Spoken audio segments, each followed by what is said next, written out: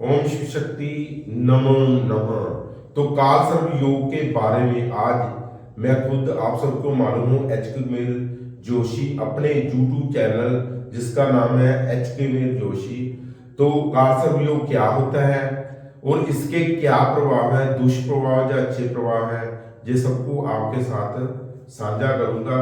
और सबसे बड़ी बात, जो भी मैं आपको ज्ञान देता हूँ आप खुद ही उपाय करने से आपको बहुत ज्यादा उसका फल मिलता है, अच्छा फल मिलता है। उसका कारण क्या है? क्योंकि सभी को मालूम है खुद पूजा पाठ करने से, कर्म कांड करने से जितना फल मिलता है दूसरे से करने से नहीं मिलता।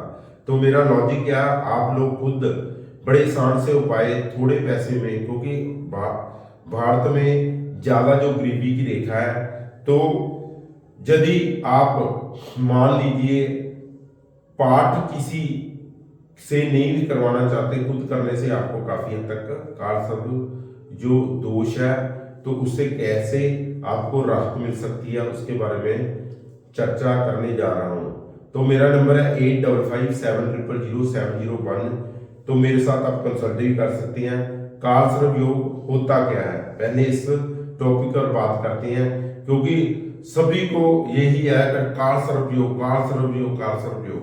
तो सबसे पहले कोई भी चीज हो, जैसे हम कोई चीज खरीदने जाते हैं तो हमको मालूम होता है कि वॉशिंग मशीन खरीदने जा रहे हैं तो घर जाकर कपड़े धोएंगे, ये टीवी देखने जा रहे हैं तो घर जाकर इस पर फिल्म या कुछ और ये नाटक वगैरह सीरियल कुछ भी देखेंगे। ऐसे ही काल सर्प योग होता क्या है पहले, तो उसका हमको बेनिफिट है या वो काफी साडे पर कितना इफेक्ट है, यदि दोष है तो कितना दोष है, 10%, 20%, 30%, उसका मतलब दुष्प्रभाव कितना है, वही बात करने जा रहा हूं। सबसे पहले बताऊं काल सर्प योग होता है, तो लिखकर बताता हूं काल सर्प योग। वैसे मैं बोलकर बताता हूं काल सर्प योग का मतलब क्या होता है।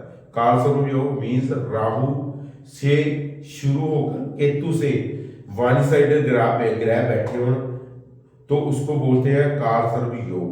तो यदि केतु से शुरू कर राहु से खत्म हो जाए, सभी ग्रह 9 ग्रह वन साइडेड बैठे हो एक तरफ, तो उसको भी हम काल सर्प योग बोलते हैं। ये बात फिर मैं ध्यान से रिपीट करता हूं। कैसे रिपीट, ये एक लिखकर भी और रिपीट करता हूं कैसे। ये अपने बन गए, देखो 12 ये भाव या घर, ये बन गई हमारी कुंडली, ये बन गई लगन कुंडली। लगन कुंडली मीन्स जो हमने पीछे किया है, पास्ट में किया, तो भगवान किस घर में कैसी परिस्थिति में हमको जन्म देता है, किस घर में जाना है, अमीर में, गरीब में, व्यापारी के घर में या किसी आईपीएस घर में जन्म लेना है बच्चे ने, तो वो जो होती है जन्म कुंडली, जन्म कुंडली के आधार पर भी हम काल सर्प योग देखते हैं। और जन्म कुंडली के हिसाब से ही हमारी गणना होती है कि हमने पीछे क्या किया है। तो ये होगी कुंडली, जन्म कुंडली। मान लीजिए लगन में कोई भी राशि हो, कोई भी एनीथिंग, पहली राशि, दूसरी, तीसरी, चौथी, पांचवी सिंह राशि, छेवीं कन्या, कोई भी। तो मान लीजिए यहां पर तीसरी है, तीसरी राशि है, तो यहां पर चौथी आ जाएगी, 5 आएगी, छेवीं। यहां पर राहु बैठा हुआ है, राहु से शुरू होकर केतु, तो राहु यहां होगा। एक बात ध्यान में रखना, राहु जिस भाव में घर में होता है उसके 7वें घर में केतु होता है, और केतु जिस घर में होता है वो 7वें घर में राहु ही होता है। ये आगे पीछे नहीं होते मेरे कहने का भाव। देखो मैं जितनी आपको जानकारी दे सकता हूं तो मैं दे रहा हूं बड़े आसान तरीके से। कोई ये ज्योतिष थोड़ी सी कॉम्प्लिकेटेड है, लेकिन धीरे धीरे सिस्टमेटिकली आप मेरे यूट्यूब चैनल पर सभी मतलब एपिसोड सिस्टमेटिकली देखोगे तो आप खुद मेरे हिसाब से 2-3 महीने में ना आप बहुत मैं ये नहीं कहता आप बहुत ज्यादा ज्ञान प्राप्त कर लोगे, लेकिन उतना ज्ञान प्राप्त कर लो, कोई आपको मिसगाइड नहीं कर सकता। तो ये आ गया चौथा, 5वीं, 6वीं, 7वीं राशि, यहाँ 8वीं और 9वीं, मतलब 9वीं राशि में यहाँ पर केतु आ गया 7वें भाव में, 7वें घर में। मैंने बताया ना जिस भाव में राहु था 7वें घर में केतु आता है। 1 2 3 4 5 6 7वें घर में केतु आ गया। तो मान लीजिए यहाँ पर बुध बैठा है, यहाँ पर शुक्र बैठा है, यहाँ पर सूर्य बैठा है, ठीक है, 3 ग्रह हो गए, 3 तो 5, यहाँ पर आ गया फिर गुरु आ गया, ठीक है जी, और बाकी सभी यहाँ पर शनि आ गए, ठीक है जी। मान लीजिए यहाँ पर चंद्र आ गए, तो 3 2 5 1 6, एक ग्रह रह गया, तो वो रह गया है चंद्र बुध शुक्र। मान लीजिए यहां पर आ गया ये 6 ग्रह, मतलब ये टोटली 9, 7 ग्रह वन साइडेड आ गए, तो क्या होता है कि ये राहु से केतु से वन साइडेड आ गए, तो इसको कालसर्प योग बोलेंगे। ये 12 तरह का होता है, मैं बाद में बताऊंगा पहला कौन सा होता है, दूसरा कौन होता है, तीसरा, क्योंकि मैं शॉर्टकट बता रहा हूं। कालसर्प योग यदि आ गया तो घबराने की बात नहीं, राहु से शुरू होकर यहां से राहु, क्योंकि घड़ी ऐसी घूमती है, तो ये ऐसे हम ग्रह को देखते हैं, पहला दूसरा तीसरा ऐसे, तो राहु से शुरू होकर केतु से वन साइडेड ग्रह आ गए, तो इसको क्या बोलेंगे, इसको बोलेंगे कि ये कालसर्प योग है, पूर्ण कालसर्प योग। क्यों? क्योंकि ये वन साइडेड है। बात समझ में आ गई? ये छोटी सी बात है। और ऐसे ही मान लीजिए, ये मैं अभी इसको सभी को रेज कर देता हूं, तो मान लीजिए यही ग्रह मान लीजिए केतु से शुरू होकर ऐसे गणना करनी है, यहां पर मान लीजिए सूर्य आ गया, यहां पर शुक्र आ गया, यहां पर मंगल आ गया, यहां पर बुध आ गया, यहां पर चंद्रमा आ गया, ये 5 ग्रह हो गए, ऐसे मतलब 9 ग्रह 7 ग्रह, यहां से लेकर ये गुरु आ गया, ठीक है, तो ये आ गया शनिदेव आ गए, तो यहां पर वन साइड केतु से शुरू होकर, क्योंकि ऐसे गणना करनी है 1 2 3 4, ऐसे 1 2 3 4 5 6 7, मतलब राहु से शुरू होकर केतु से शुरू होकर राहु तक वन साइड ग्रह हो तब भी कालसर्प योग होता है। इसको हम पूर्ण राग योग, मतलब पूर्ण कालसर्प योग कहते हैं।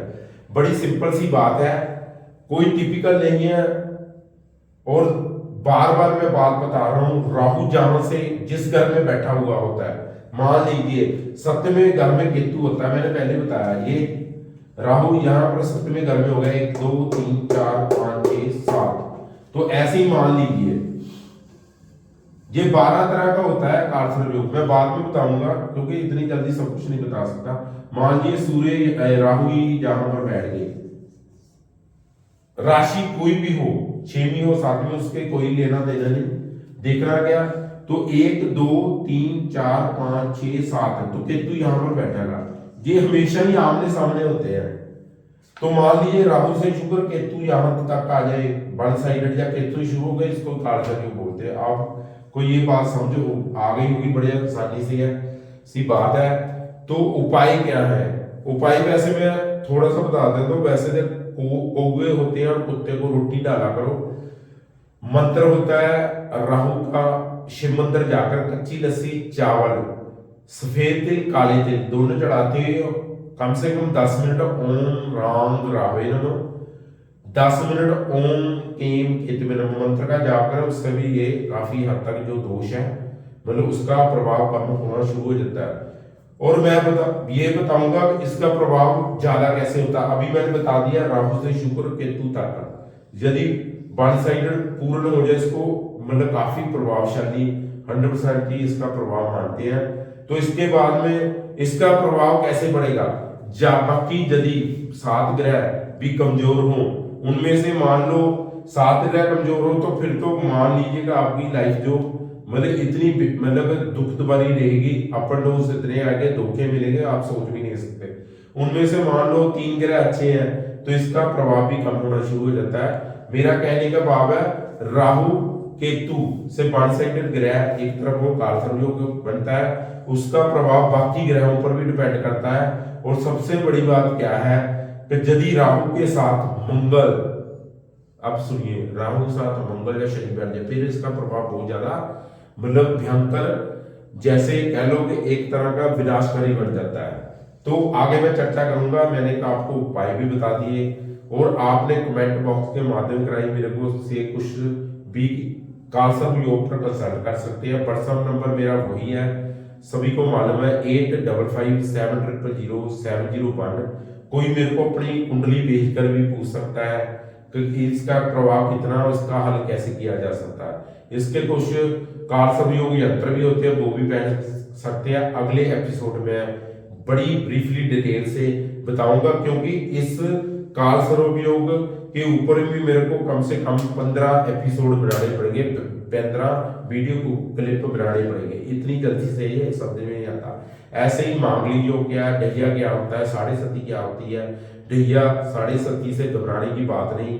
तो इस अब काल संयोग से या और गंडमूल क्या है, 6 नक्षत्र होते हैं, तो वो नक्षत्र कौन से हैं, कौन सा नक्षत्र भारी होता है, गंडमूल में क्या हम मतलब पिता के तक भारी होता है, हमारे परिवार के लिए कैसा होता है, सब जानकारी YouTube channel HK Kuber Joshi पर बड़ी आसानी से आप कोई भी नॉर्मल थोड़ा पढ़ा लिखा व्यक्ति भी बड़ी आसानी से समझ सकता है।